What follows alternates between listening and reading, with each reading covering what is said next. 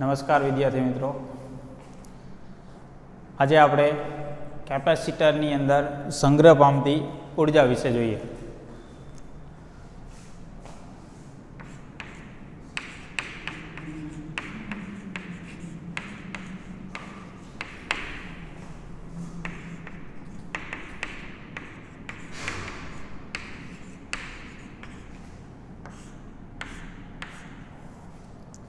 તો કેપેસિટરની અંદર કઈ ઉર્જાનો સંગ્રહ થાય? તો કે આપણે જોયું કે કેપેસિટરની અંદર એની પ્લેટ પર વિદ્યુતભાર જમા કરીએ આપણે. એક પ્લેટ ઉપર ધન વિદ્યુતભાર અને એક પ્લેટ ઉપર ઋણ વિદ્યુતભાર. તો અહીંયા વિદ્યુતભાર પ્લેટ ઉપર સંગ્રહ થાય છે, જેના કારણે પ્લસથી માઇનસ તરફ આ રીતે વિદ્યુત ક્ષેત્ર ઉત્પન્ન થાય છે. તો વિદ્યુત ક્ષેત્ર હોય, વિદ્યુતભાર હોય, તો સ્વાભાવિક છે કેપેસિટર વિદ્યુત ઉર્જાનો સંગ્રહ કરે. કેપેસિટરની અંદર વિદ્યુત ઉર્જા સંગ્રહિત થયેલી હોય, તો જે જગ્યાએ આપણે વિદ્યુત ઉર્જાનો સંગ્રહ કરવાની જરૂર પડતી હોય ત્યાં આપણે કેપેસિટરનો ઉપયોગ કરી શકીએ. તો એ ઉર્જા કેટલી હશે એ આપણે ગણવું છે કે કેપેસિટર કેટલી ઉર્જાનો સંગ્રહ કરે છે, એની અંદર કેટલો વિદ્યુતભાર હોય તો ઉર્જા કેટલી સંગ્રહ થાય, બરાબર. બે પ્લેટ વચ્ચે કેટલું વિદ્યુત સ્થિતિમાન હોય તો કેટલું ઉર્જા સંગ્રહિત થાય, એનું આપણે સમીકરણ તારવવું છે.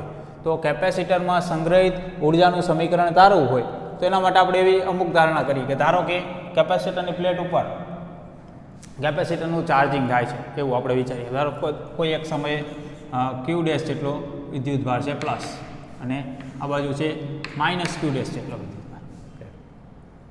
તો આપણે આ જે ઋણ વિદ્યુતભાર છે, ધારો કે અહીંયા કોઈ એક એકમ ધન વિદ્યુતભાર લઉં અને એને મારે અહીંયા લઈ જવું હોય તો વિદ્યુત ક્ષેત્ર વિરુદ્ધ આપણે કાર્ય કરવું પડશે, બરાબર. તો એ વિદ્યુત ક્ષેત્ર વિરુદ્ધ જે કાર્ય કરવું પડશે એટલી જ ઉર્જા સંગ્રહ થશે કે ધીમે ધીમે આપણે બધો વિદ્યુતભાર આ બાજુ ધન વિદ્યુતભાર જમા કરતા જઈએ તો ટોટલ જેટલો વિદ્યુતભાર આપણે અહીંયા લાવશું તો જેટલું કાર્ય કરવું પડશે વિદ્યુત ક્ષેત્ર વિરુદ્ધ એટલી ઉર્જાનો સંગ્રહ થશે. સામાન્ય રીતે આપણે વિચારીએ કે ધારો કે પહેલાં કોઈ વિદ્યુતભાર છે જ, તો અમુક વિદ્યુતભાર લાવશું તો કોઈ કાર્ય નહીં કરવું પડે. પછી આ વિદ્યુતભાર આવી જશે જેમ એમ વિદ્યુત ક્ષેત્ર ઉત્પન્ન થશે. પછી ધીમે ધીમે બીજો વિદ્યુતભાર લાવશું એમ વિદ્યુત ક્ષેત્ર વિરુદ્ધ કાર્ય કરવું પડશે. તો આપણે એવું વિચારીએ કે વિદ્યુતભારના અમુક ટુકડા કરી દઈએ, થોડો થોડો વિદ્યુતભાર આપણે લઈ જઈએ. તો ધારો કે વિદ્યુતભારનો એક ટુકડો આપણે એને કહીએ ડીક્યુ ડેશ. તો ડીક્યુ જેટલો વિદ્યુતભાર આપણે સૌ પ્રથમ લાવ્યા, પછી વળી પાછું થોડોક ડીક્યુ જેટલો વિદ્યુતભાર લાવ્યા. આવી રીતે આપણે વિદ્યુતભાર લાવતા જઈશું આ પ્લેટ ઉપર. તો કેટલું કાર્ય કરવું પડશે, બરાબર. તો કાર્ય ગણવા માટે આપણે સમીકરણ જોયા હતા.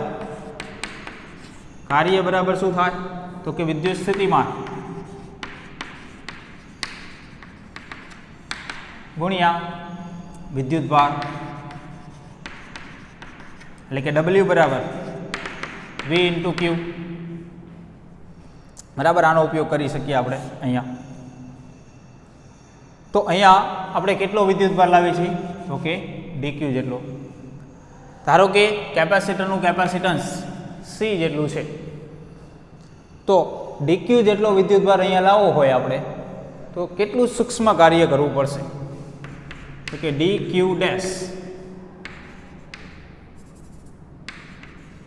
સૂક્ષ્મ વિદ્યુતભારને ધન પ્લેટ તરફ લઈ જવા કરવું પડતું કાર્ય તો કે DW વડે આપણે એને દર્શાવીએ તો V ઇન્ટુ ડી ક્યુ ડેશ આવું થશે, બરાબર. ડીક્યુ જેટલો વિદ્યુતભાર લાવો છે તો વિદ્યુતભારની જગ્યાએ ડીક્યુ, અને બે પ્લેટ વચ્ચેનું વિદ્યુત સ્થિતિમાન ધારો કે V જેટલું છે તો કાર્ય બરાબર આ રીતે લખી શકીએ. તો અહીંયા આપણને જે કાર્ય મળ્યું એ તો ફક્ત ડીક્યુ ડેશ વિદ્યુતભારને લઈ જવા માટે જ મળ્યું. આપણે તો ઘણો બધો વિદ્યુતભાર આ બાજુ લઈ જવો છે, તો અહીંયા વીની જગ્યાએ પહેલાં આપણે કિંમત મૂકી દઈએ ક્યુ ડેશના છેદમાં સી, બરાબર. સી બરાબર વી બાય ક્યુ બાય વી લખી શકીએ. તો એ જ રીતે આપણે વી બરાબર શું લખી શકીએ? ક્યુ બાય સી. અહીંયા વિદ્યુતભાર આપણે ક્યુ ડેશ જેટલો લીધો છે, તો ક્યુ ડેશ છેદમાં સી. તો આ જે આપણને કાર્ય મળ્યું એ તો સૂક્ષ્મ કાર્ય મળ્યું ડી ક્યુ જેટલો વિદ્યુતભાર લઈ જવા માટે. આપણે ધારો કે ક્યુ જેટલો વિદ્યુતભાર લઈ જવો છે ટોટલ 0 થી લઈ અને ક્યુ જેટલો વિદ્યુતભાર લઈ જવો છે, તો ટોટલ કેટલું કાર્ય કરવું પડશે? તો કે કુલ કાર્ય આપણે ગણવું હોય તો શું કરવું પડે? આવા સૂક્ષ્મ કાર્યનો સરવાળો કરવો પડશે. અને આ રીતે સૂક્ષ્મ કાર્યનો સરવાળો હોય તો એને આપણે શું કહીએ? સંકલન. એટલે કે સંકલન કરવું પડશે આ કાર્યનું. તો કે કિંમત મૂકીએ આપણે ક્યુ ડેશ. તો આપણે કેટલો વિદ્યુતભાર લઈ જવો છે?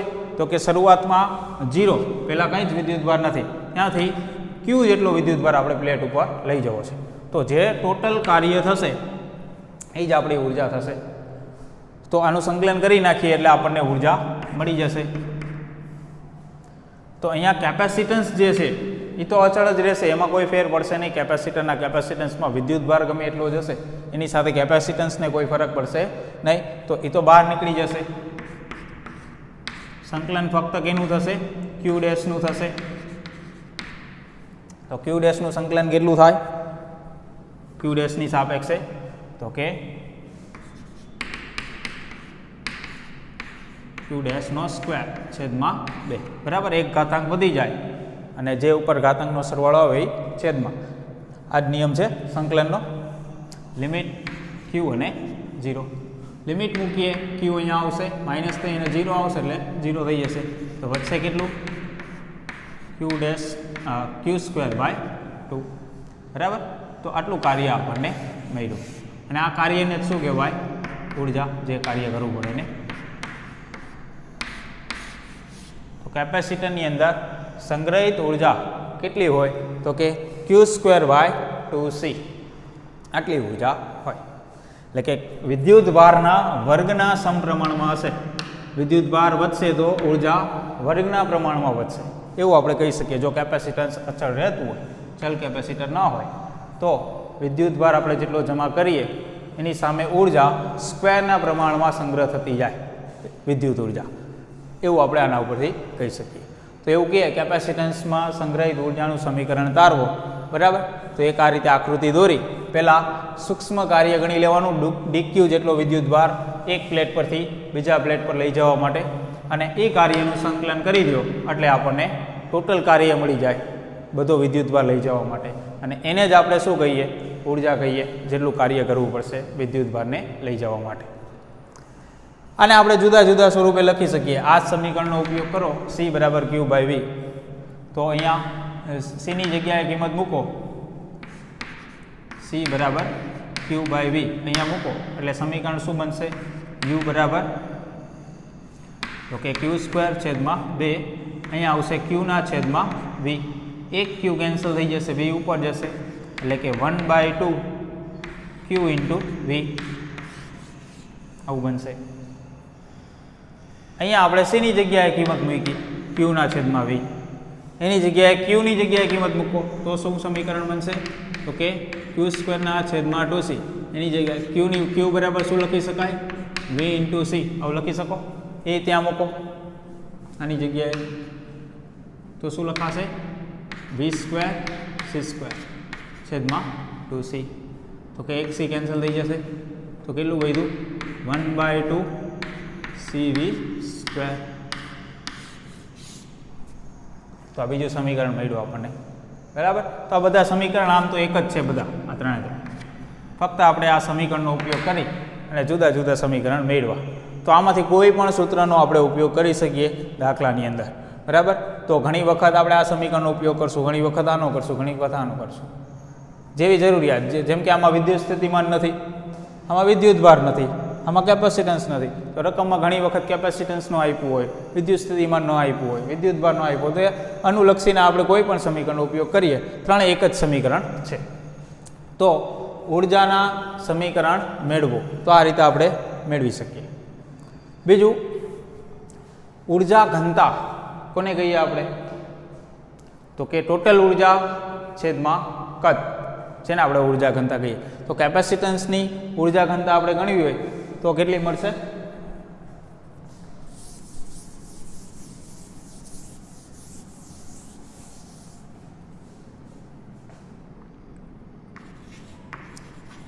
ઉર્જા ઘનતા બરાબર એકમ કદ દીઠ કુલ ઉર્જા, એકમ કદ દીઠ કેટલી ઉર્જાનો સંગ્રહ થયો છે, જેને આપણે ઉર્જા ઘનતા કહી શકીએ. ઉર્જા ઘનતાને આપણે રો વડે દર્શાવીએ. કુલ ઉર્જા તો આમાંથી કોઈ પણ એક લઈ લઈએ કુલ ઉર્જા દર્શાવવા માટે, બરાબર. ધારો કે આપણે લખીએ Q²/2C. અને કદ, તો કે કેપેસિટરનું કદ કેટલું હોય? તો કે પ્લેટનું ક્ષેત્રફળ જો A જેટલું હોય અને બે પ્લેટ વચ્ચેનું અંતર જો D જેટલું હોય, તેનું કદ કેટલું થાય? A × D જેટલું થશે. હવે આનું આપણે સાદું રૂપ આપીએ અને આગળ સમીકરણ મેળવીએ તો Qની જગ્યાએ આપણે શું લખી શકીએ? તો કે પ્લેટ પરની પૃષ્ઠ ઘનતા જો સિગ્મા જેટલી હોય તો આપણે આવું લખીએ સિગ્મા × A, આવું આપણે લખીએ. તો અહીંયા આપણે લખીએ સિગ્મા × એટલે કે σ² × A² છેદમાં 2. કેપેસિટન્સની જગ્યાએ આપણે શું લખી શકીએ? તો કે સમાંતર પ્લેટ કેપેસિટર હોય ε0A છેદમાં D, આવું લખીએ આપણે. તો અહીંયા શું આવશે? ε0A છેદમાં D ઇન્ટુ અહીંયા કેટલું છે? A × D આટલું છે. તો જો અહીંયા આ A² કેન્સલ થઈ જશે, આ D કેન્સલ થઈ જશે, તો વધ્યું કેટલું? તો કે σ² છેદમાં 2ε0 આટલું વધ્યું. પછી આપણે જોયું હતું વિદ્યુત ક્ષેત્ર કેટલું હોય બે પ્લેટ વચ્ચે? તો કે સિગ્માના છેદમાં ε0 જેટલું હોય કેપેસિટરની બે પ્લેટ વચ્ચે વિદ્યુત ક્ષેત્ર.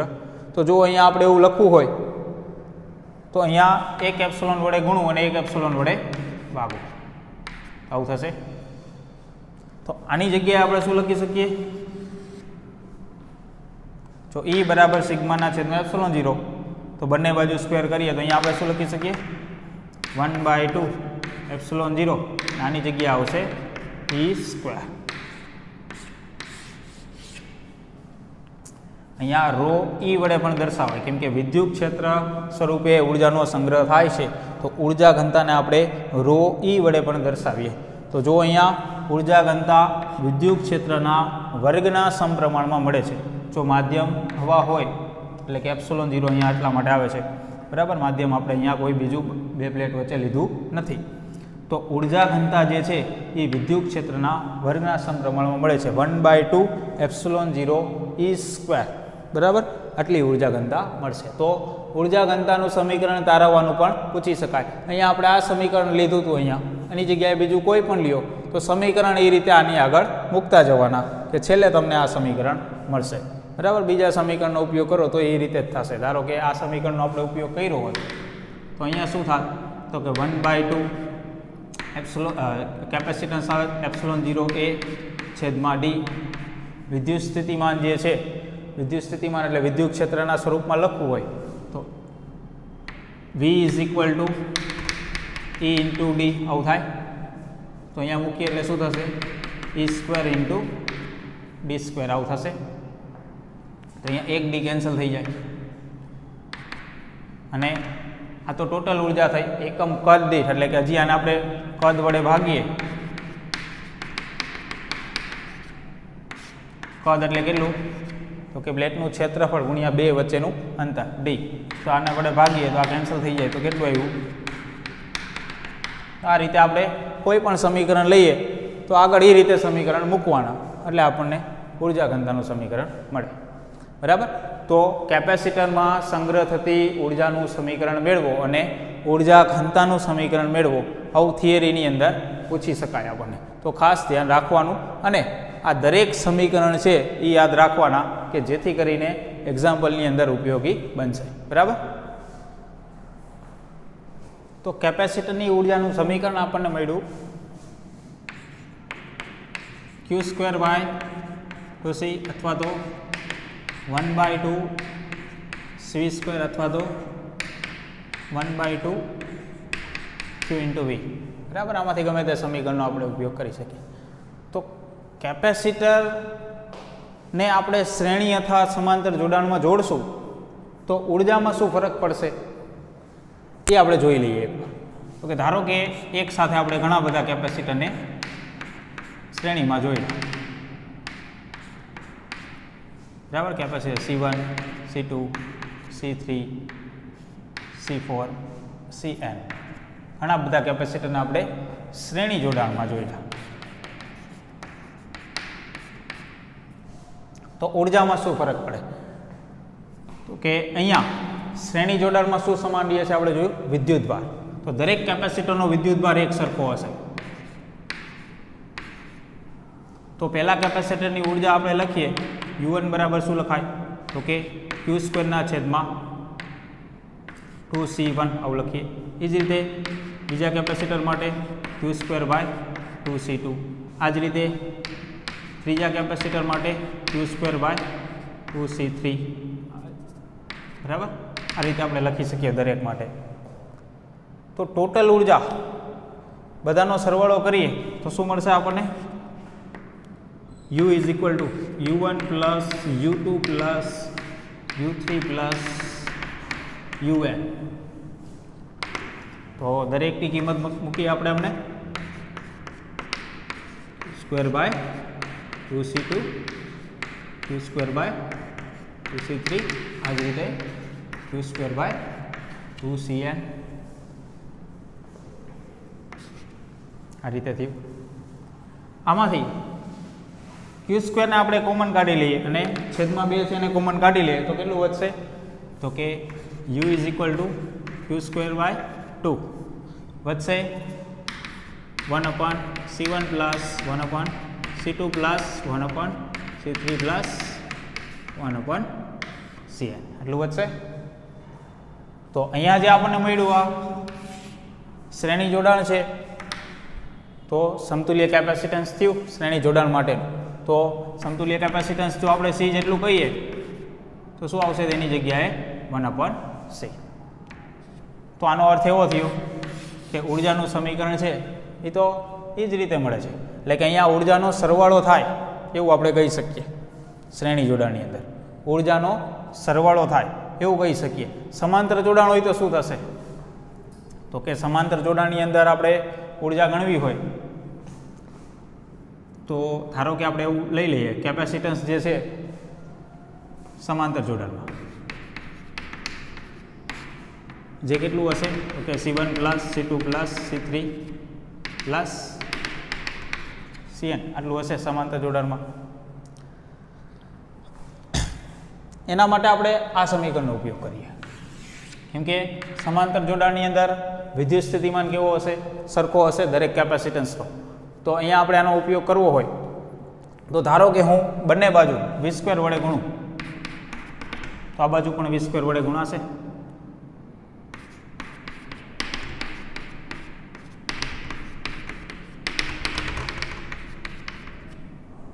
બરાબર. 1/2 વડે ગુણી દો બંને બાજુ તો આ બાજુ પણ બધાને ગુણાશે. તો જો આ શું થઈ ગયું? આ સમતુલ્ય કેપેસિટન્સ હતું, એનો વિદ્યુત સ્થિતિમાન V જેટલું જ હશે. તો ટોટલ ઉર્જા થઈ ગઈ. આ કેની ઉર્જા થઈ? તો કે પહેલાંનું કેપેસિટન્સ છે તો પહેલાં કેપેસિટરની ઉર્જા થઈ. એ જ રીતે બીજાની થશે, ત્રીજાની થશે, આ જ રીતે બધાની થશે. તો શ્રેણી જોડાણ હોય તોય સરવાળો જ થાય અને સમાંતર જોડાણ હોય તોય સરવાળો જ થાય. એટલે કે કેપેસિટરની ઉર્જા જે છે એ વહેંચાઈ જાય શ્રેણીમાં કે સમાંતરમાં, બંનેમાં. બરાબર.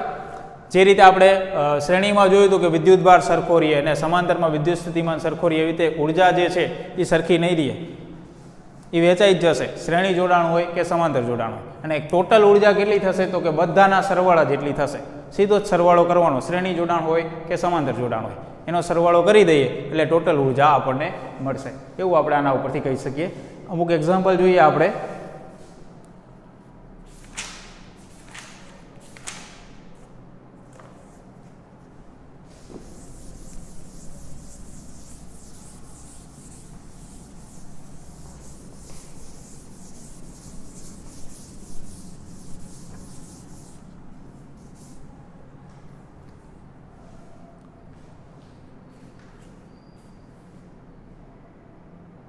ઉદાહરણ 10 આપ્યું છે, જેની અંદર આપણને કીધું છે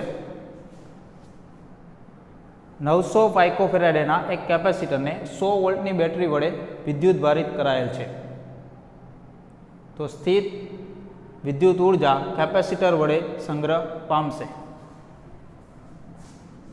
કેપેસિટન્સ કીધું છે 900 પાઇકોફેરાડે અને 100 વોલ્ટ વડે એને વિદ્યુત ભારિત કરેલ છે. એટલે કે આ રીતે કંઈક આકૃતિ થશે. કેપેસિટર અને એક બેટરી, વિદ્યુત સ્થિતિમાન કીધું છે 100 વોલ્ટ, કેપેસિટન્સ કીધું છે 900 પાઇકોફેરાડે, જેને વિદ્યુત ભારિત કરેલ છે. તો કેટલી ઉર્જા સંગ્રહ થશે? તો ઉર્જા આપણે ગણી શકીએ U = 1/2 CV², બરાબર. તો કેપેસિટન્સ કેટલું છે 900 પાઇકોફેરાડે, એટલે કે 10⁻12 ફેરાડે એટલું થશે. અને વોલ્ટેજ કીધો છે 100, તો એનો સ્ક્વેર કરવાનો એટલે કેટલી ઘાત થશે? 10⁴ થઈ જશે. અહીંયા ટોટલ આપણને કેટલું મળશે? તો કે 9/2 કરીએ એટલે 4.5 થશે, ગુણ્યા 10⁻6 ઘાત વધશે, બરાબર. આ 6 0 નીકળી જશે એમાંથી.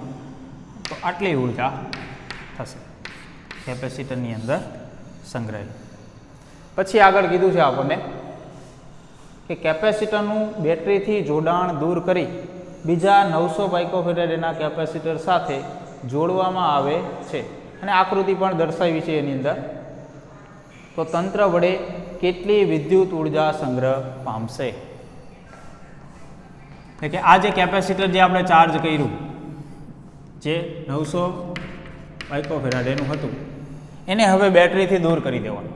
એટલે કે એની પ્લેટ ઉપર જે વિદ્યુતભાર જમા થયો હશે, એક પ્લેટ ઉપર ધન અને એક પ્લેટ ઉપર ઋણ, એ જે વિદ્યુતભાર જમા થયો હશે એ વિદ્યુતભાર બીજા કેપેસિટર સાથે આપણે જોડશું ત્યારે, એટલે કે બીજા કેપેસિટરને તો આપણે ચાર્જ કરેલું નથી, બરાબર. વિદ્યુતભાર વિહીન છે, આને આપણે ચાર્જ કરેલું નથી.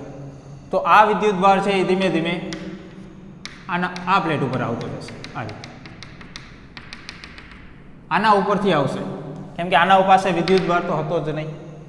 તો કેટલો વિદ્યુતભાર આવશે એના પાસે? તો કે સીધું જ છે, અહીંયા કેપેસિટન્સના મૂલ્ય એક સરખા જ છે, જુદા જુદા નથી લીધા. જો જુદા જુદા કેપેસિટન્સના મૂલ્ય ધરાવતું કેપેસિટર લીધું હોત તો કંઈક બીજું થાત, બરાબર. એક સરખું જ છે, તો આના ઉપર ધારો કે Q જેટલો વિદ્યુતભાર શરૂઆતમાં હતો, તો અહીંયા હવે Q/2 થઈ જશે. Q/2 આને આપી દેશે, કે બંને કેપેસિટન્સ સરખા છે તો અડધો વિદ્યુતભાર એ રાખશે, અડધો આને આપી દેશે. પણ જો કેપેસિટન્સ જુદા જુદા હોત તો અડધો વિદ્યુતભાર નો જાત. કેપેસિટન્સની કિંમત ઉપર પણ આધાર રાખશે કે વિદ્યુતભાર કેટલો જશે. અહીંયા આપણને સરખું જ આપ્યું છે એટલે સરખો જ વિદ્યુતભાર જશે અને બીજા કેપેસિટરને ઉર્જા મળશે. તો હવે આપણે ગણવાની છે કે આ તંત્રની ઉર્જા કેટલી થશે. તો વિદ્યુતભાર તો અડધો થઈ ગયો, બરાબર. તો કેટલી ઉર્જા થશે એવું આપણે ગણવું હોય આપણે આ રીતે ગણી શકીએ. U = Q²/2C. તો અહીંયા કેપેસિટન્સ છે એ તો આપણને ખબર છે બંનેનું. કોઈ એકની ગણી લઈએ ઉર્જા, પછી બીજાની એટલી જ થશે, અને કોઈ પણ જોડાણ હોય ઉર્જાનો સરવાળો જ થશે, જે હમણાં આપણે જોયું હતું. તો સીધું છે અહીંયા વિદ્યુતભાર આપણે ગણી લેવો જોઈએ. તો કે વિદ્યુતભાર કેટલો છે અહીંયા?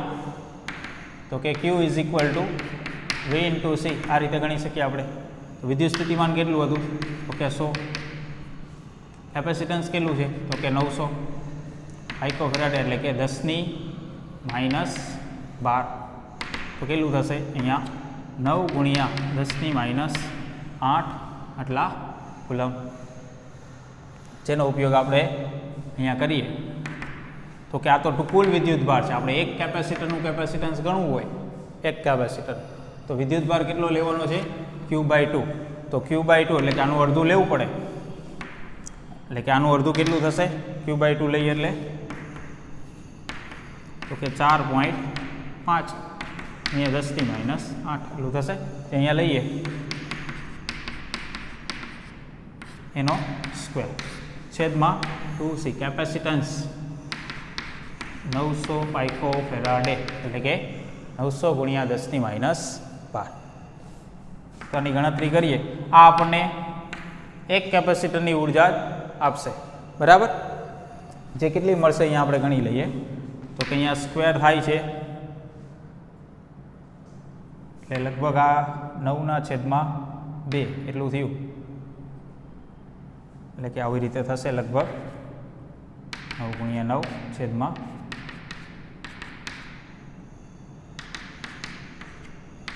9 કેન્સલ થઈ જશે. 9/8 ઘાતાંક આવશે કંઈક, એટલે 1 પોઈન્ટ સમથિંગ આવશે.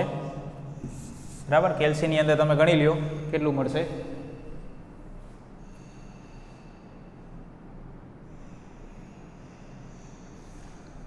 $1.125 આવશે.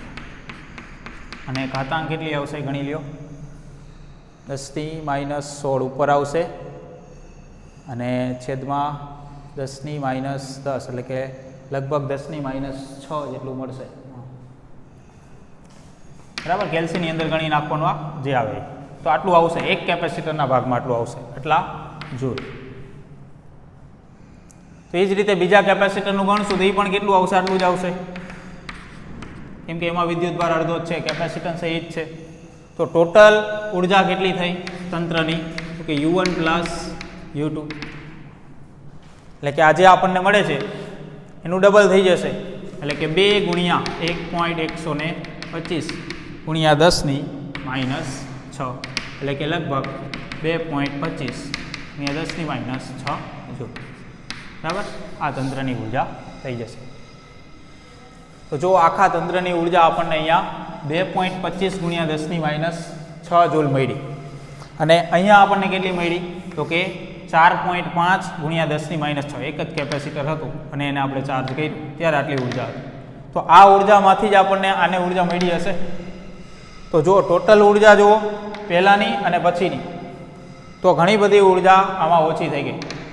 તો એ ઉર્જા ક્યાં ગઈ, તો કે જ્યારે આ કેપેસિટર ઉપરથી વિદ્યુતભાર આ તારમાંથી પસાર થઈ અને આ કેપેસિટર ઉપર જતો હતો, ત્યારે આ તારમાંથી જ્યારે પસાર થતો હશે ત્યારે તારની અંદર જે પરમાણુ કે અણુઓ જે હશે એની સાથે વિદ્યુતભાર અથડાતો જશે. અને અથડાશે એટલે ઉર્જા વ્યય પામશે, જેને આપણે શું કહીએ છીએ, તારનો અવરોધ. અવરોધ વિશે તમે આગળના ધોરણની અંદર ભણ્યા હશો. બરાબર, અવરોધ. તે અવરોધના કારણે એટલી ઉર્જા ઉષ્મા સ્વરૂપે વિખેરણ પામશે. તમે ઘણી વખત જુઓ તારમાંથી વિદ્યુત પ્રવાહ વહેતો હોય, થોડા સમય સુધી વિદ્યુત પ્રવાહ વહે, પછી વિદ્યુત પ્રવાહ આપણે બંધ કરીએ અને તારને અડીએ તો તાર ગરમ થઈ ગયો. તો ગરમ શા માટે થઈ જાય છે, એ ઉર્જાનો વ્યય થાય છે એની અંદર. એટલા માટે જેવો અવરોધ હોય એ પ્રમાણે ઉર્જાનો વ્યય થાય. તો અહીંયા એક કેપેસિટર ઉપરથી બીજા કેપેસિટર ઉપર વિદ્યુતભાર જાય છે, તો ખરેખર આપણે આમ વિચારીએ જો ઉર્જાનો વ્યય ન થતો હોય તો આટલી ને આટલી ઉર્જા આપણને અહીંયા મળવી જોઈએ ટોટલ. બરાબર, બંનેની અલગ અલગ જે ઉર્જા આપણે ગણી એનો સરવાળો કરીએ તો ટોટલ આપણને એટલી જ મળવી જોઈએ. પણ અહીંયા ઉર્જાનો વ્યય થાય છે એટલા માટે એટલી મળશે. બરાબર, બીજું એકાદું એક્ઝામ્પલ જોઈએ.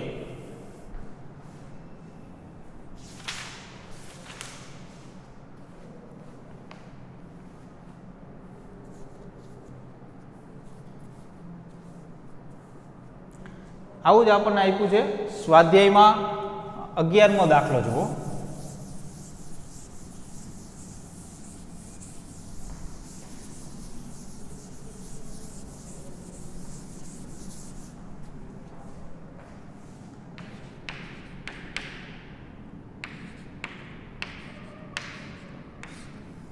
જેની અંદર શું કીધું છે, 600 પાઇકોફેરાડેનું એક કેપેસિટર 200 વોલ્ટના સપ્લાય વડે વિદ્યુત ભારિત કરવામાં આવે છે. કે કેપેસિટન્સ કીધું છે 600 પાઇકોફેરાડે અને વોલ્ટેજ કીધો છે 200. તેનું સપ્લાય સાથેનું જોડાણ દૂર કરવામાં આવે છે અને બીજા વિદ્યુત ભારિત ન હોય તેવા 600 પાઇકોફેરાડના કેપેસિટર સાથે જોડવામાં આવે છે. એટલે કે પહેલાં આ રીતે કીધું, કેપેસિટરને બેટરી વડે જોડ્યું,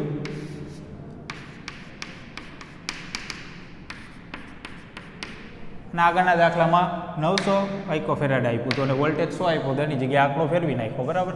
એ જ દાખલો થશે આમ તો. અને આ જે વિદ્યુતભારિત કેપેસિટર હતું એને બીજા વિદ્યુતભાર રહિત એટલા જ મૂલ્યના બીજા કેપેસિટર સાથે જોડી દીધું. આ રીતે પહેલાં બેટરી હતી, બેટરી દૂર કરી અને એના જેવા જ બીજા વિદ્યુતભાર રહિત કેપેસિટર સાથે એને જોડી દીધું. તો આ પ્રક્રિયામાં કેટલી ઉર્જા ગુમાવાશે? તો આના આગળનો દાખલો આપણે ગણ્યો, એમાં ઉર્જા કેટલી હતી એ આપણે ગણી. આપણે જોયું હતું કેટલો ડિફરન્સ રહેતો હતો. તો અહીંયા કેટલી ઉર્જા ગુમાવાશે એ પૂછ્યું, બરાબર. તો એ જ રીતે ગણી નાખીએ આપણે. અહીંયા આની ઉર્જા કેટલી થશે શરૂઆતમાં? તો કે 1/2 CV². તો 1/2 કેપેસિટન્સ કેટલું છે? 600 પાઇકોફેરાડ, એટલે કે 10⁻12. અને વોલ્ટેજ 200, એનો સ્ક્વેર કરશો એટલે કે 4 × 10⁴. તો અહીંયા આપણને કેટલું મળશે? તો કે આ બે અહીંયા કેન્સલ થઈ જાય, 2 વધે 6 × 12 ગુણ્યા 2 0 આમાંથી ઓછા કરીએ એટલે 10⁻10 અને આ 4 એટલે કે 10⁻6. આટલા જો ઉર્જા કુલ થઈ શરૂઆતમાં. પછી કેટલી થશે? તો કે વિદ્યુતભાર જોશે, વિદ્યુતભાર ગણી લઈએ. તો Q બરાબર V × C. તો V 200 ગુણ્યા કેપેસિટન્સ 600 C-12. તો કે 12 × 10⁻8 બોલો, બરાબર. આટલો વિદ્યુતભાર થશે શરૂઆત. તો પછી માટે આપણે ગણીએ તો કોઈ એક કેપેસિટર માટે આપણે ઉર્જા ગણીએ Q²/2C. તો વિદ્યુતભાર કેટલો લેવાનો થશે? અહીંયા આપણે અડધો લેવાનો થશે. તો અડધો વિદ્યુતભાર થઈ જશે. બંને કેપેસિટન્સ એક સરખા જ છે, અડધો અડધો વિદ્યુતભાર જશે. તો કેટલો આવશે? અહીંયા અડધો લઈશું એટલે આનો અડધો કરીએ એટલે 6 × 10⁻8 એનો સ્ક્વેર છેદમાં કેપેસિટન્સ 600 પાઇકોફેરાડે 10⁻12. આને સ્ક્વેર કરશો એટલે કેટલું આવશે ઉપર? આ રીતે જ લખી દઈએ, 6 × 6 10⁻16 થશે છેદમાં 2 ગુણ્યા અહીંયા પણ 6 લખી દઈએ, અહીંયા 10⁻10 થશે, જેથી કરીને આપણે અહીંયા કેન્સલ કરી શકીએ. અહીંયા કેન્સલ થશે એટલે કેટલું આવશે? 3 ગુણ્યા 10ની અહીંયા કેટલી ઘાતાંક આવશે? -6 જૂલ. તો એક કેપેસિટરની ઉર્જા આટલી થઈ તો બીજાની કેટલી થશે? એટલી જ મળશે, કેમ કે બીજું કેપેસિટન્સ એટલું જ છે. તો ટોટલ ઉર્જા કેટલી થશે સત્રની? તો કે U1 + U2 એટલે કે ડબલ થઈ જશે, એટલે કે 6 × 10⁻6 જૂલ. પછીની પરિસ્થિતિમાં ઉર્જા ટોટલ જેને આપણે U' વડે દર્શાવ્યું, જે આપણને 6 × 10⁻6 જૂલ મળી. એટલે શરૂઆતમાં કેટલી હતી? તો કે 12 × 10⁻6. તો ગુમાવાતી ઉર્જા કેટલી થશે? ગુમાવાતી અથવા તો વ્યય પામતી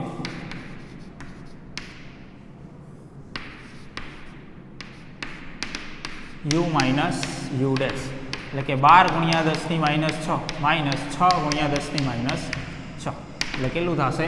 તો કે 6 × 10⁻6 આટલા જૂલ. ડેલ્ટા U 6 × 10⁻6 જૂલ આટલી ઉર્જા ગુમાવાશે, બરાબર. આવું થશે.